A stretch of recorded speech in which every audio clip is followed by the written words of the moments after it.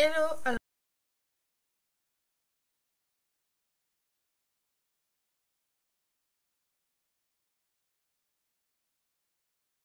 Alors aujourd'hui je vous retrouve pour parler de cette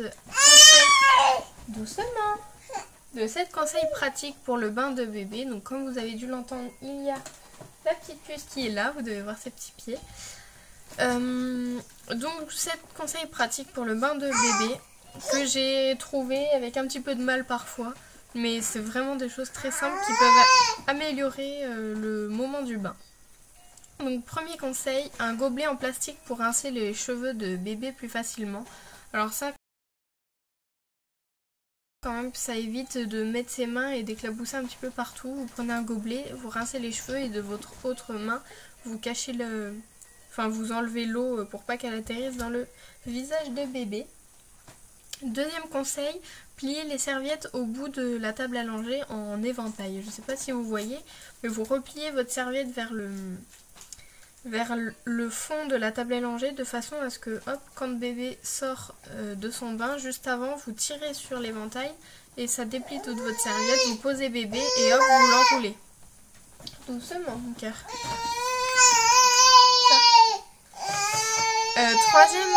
Troisième conseil pratique, savonner bébé.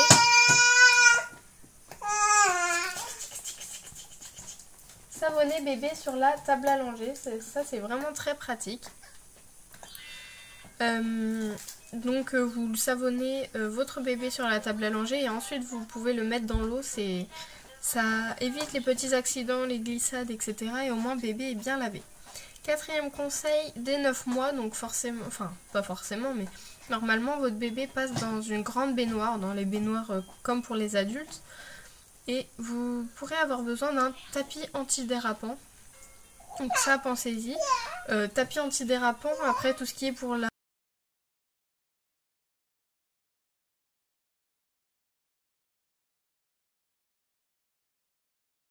pour les robinets, vous pouvez prendre je sais pas comment ça s'appelle, mais quelque chose pour que bébé se cogne pas contre les robinets ou contre la pomme de douche. Ensuite il y a des choses pour boucher le petit siphon au fond de la baignoire qui normalement évacue toute l'eau. Vous pouvez y mettre quelque chose conçu spécialement pour ça. Ah, vous voyez la petite poulette? Ben dis donc, c'est quoi ça? C'est quoi ça? Donc voilà, cinquième conseil, un tapis de mousse pour les genoux des parents, donc vous qui regardez cette vidéo, prenez un tapis de mousse ou quelque chose d'assez mou pour pouvoir poser vos genoux si vous êtes accroupi pour prendre le bain de bébé. Ça fait beaucoup moins mal aux genoux. Voilà, elle est énervée.